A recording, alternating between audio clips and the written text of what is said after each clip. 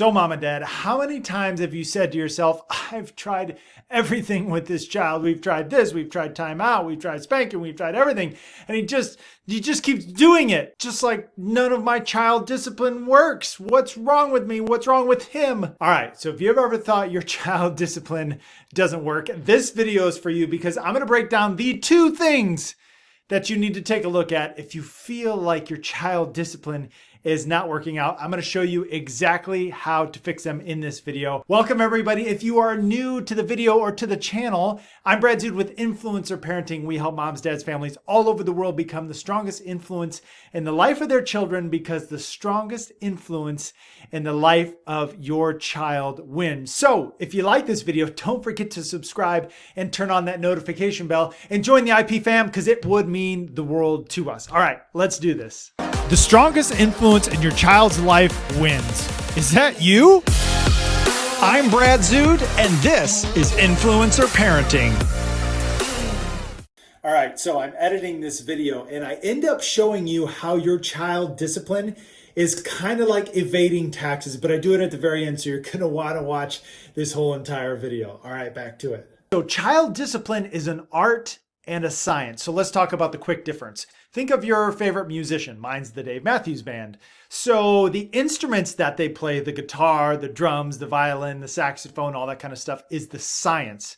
The art is how that science is carried out. So the musician, Dave Matthews, is actually the art. That's why they call them the artist, right? It's the way he actually plays his guitar. So if you're struggling, maybe you're struggling with the science, like, should I put him in timeout? Should I spank? Should I hand swat? Should I give them a lecture? Should I take away a toy? Should I remove them from the situation? And the art part of that is, when should I do that? How frequently should I do that? So if you feel your child discipline is failing, it's going to be in one of 2 main areas. So let's break those down right now. The easiest one of the 2 areas to figure out is consistency. It's pretty easy to know if you're regularly disciplining and training your child, or if you're one of the more passive parents to where you know deep down you really should be doing more, but you either don't want to or you just flat out don't do it. It is possible to be confused on exactly when you think you should do it or how often you should do it, but that's usually the rarity. Most parents know what they need to do and either don't do it or don't do it often enough. So if this is where you feel you're failing, here's what you need to do. You need to get with your spouse and you need to take out a clean sheet of paper and you need to write down exactly your child's behavior that you want to start or stop, mostly, and what the consequence or reward is going to be for that. And then you need to explain that to your child. So mom and dad are on the same page, child's on the same page. Everyone is committed to what's about to happen if we throw food on the floor, or if we don't bring the car home full of gas, or whatever the scenario is. In other words, consistency, it's really the art portion of discipline. It's how you do something and how it's carried out. And it's important that we do those things regularly. Now, most parents fail because they don't pre-plan, and then in the heat of the moment, they're trying to think of what to do and they're not sure of what to do, and then they get traffic jammed in their mind, and then they talk themselves all over the place and they end up either doing too much or too little. When you have a predetermined set plan, all you have to do when something happens is just simply carry out the plan. And it's very, very easy to raise your consistency level when you're prepared to know exactly what and when you need to do. So this week inside of our Influencer Parenting Toddler program, I was able to have a conversation with one of our students, and they're like, oh, you know, our 2-year-old is just so wiggly and all over the place and throwing food on the floor at dinner time, and things are just a mess. And we're trying to be, you know, consistent with isolation and removing her from the situation and all that kind of stuff, but something's still just not right. Can you help me out? Okay, so I'm editing the video and I can't help but interject and say one of my favorite sayings of all times: information alone is not enough. Look, it's one thing to read something online or even watch a video, but it's a completely different experience when you're able to actually ask an expert questions and be in a community of like-minded parents to really work these things through, to really hone them in and make the small tweaks that make a really big difference. So if you're interested in that, we'll post a link in the description to Influencer Parenting. All right, let's keep going. Whenever I see a family that's trying to be really consistent but not getting the results that they want, it's not a consistency issue for them, which brings us to issue number 2, and that's intensity. In other words, it wasn't their quantity, it was their quality of discipline that needed some work. Remember the art and the science? Well, intensity is the science of discipline.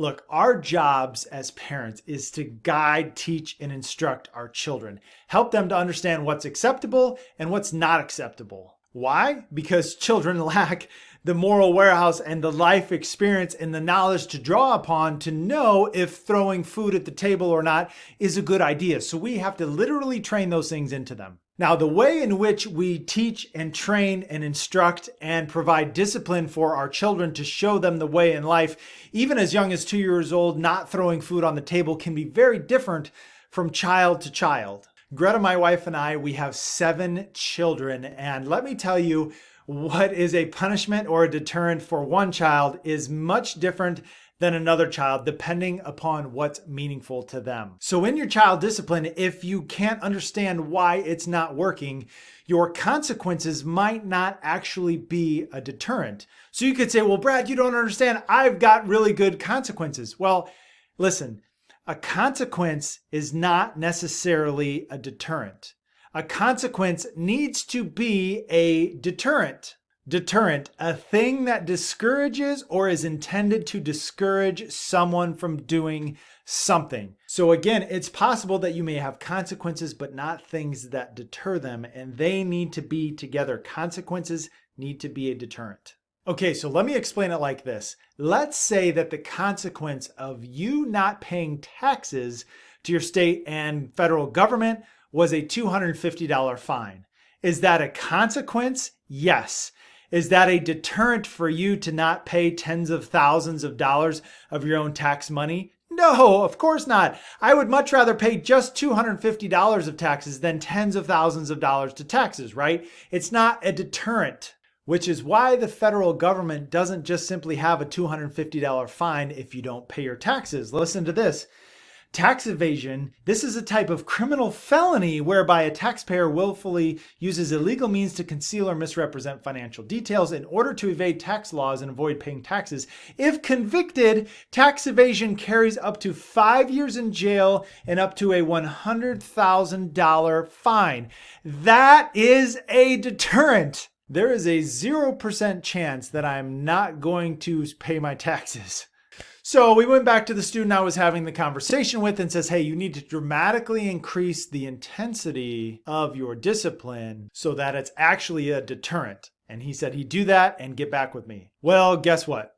It worked. And the nice thing about this is that the frequency in which you give your child discipline actually becomes fewer and further between. You're actually doing it less because they know you're going to fall through and they know that it's an actual deterrent. So when the quality goes up, the quantity actually goes down. And some of you are stuck in the inverse where the quantity is up, but the quality is down. And I would encourage you to increase the quality, the intensity of your discipline so that you're not doing it as often. So I want to make a suggestion about the dinner table as well that really applies to the greater household and your family in general. Someone who is willing to participate in the dinner table the appropriate way is welcome to be at the dinner table. In other words, there are rules on the way dinner goes down in our home, and anyone that's ready to follow those is welcome to be at the dinner table. Anyone that does not follow those is not welcome to be at the dinner table. So as I'm explaining this, it may sound like, oh, harsh discipline and all these sorts of things, but it's very much just so, hey, listen, in our home, this is what we do at the dinner table. This is what we don't do at the dinner table. I really hope that you choose to obey the rules so you can be part of the family at the dinner table. But if you don't, we're very ready and willing to not have you be a part of tonight's dinner. And it's not a threat. It's just simply explaining to your children what you're going to have happen and what happens if it doesn't happen. There's been many dinners where one of our children have been disruptive or not interacted appropriately with their food, and they've been excused from the dinner table because they're not showing the maturity to be there. As parents with 7 children, look, it is a privilege to be with your brothers and sisters. It is so special that God brought us all here together tonight at the dinner table to be as a family. And if we don't treat it as such, it doesn't go well. And hey guys, if you like this video, click below me right here on the perfect parenting formula. This is a video that is our 6-step process to amazing child discipline. And don't forget to tap on my face there, subscribe to the channel, and we'll see you on the next one.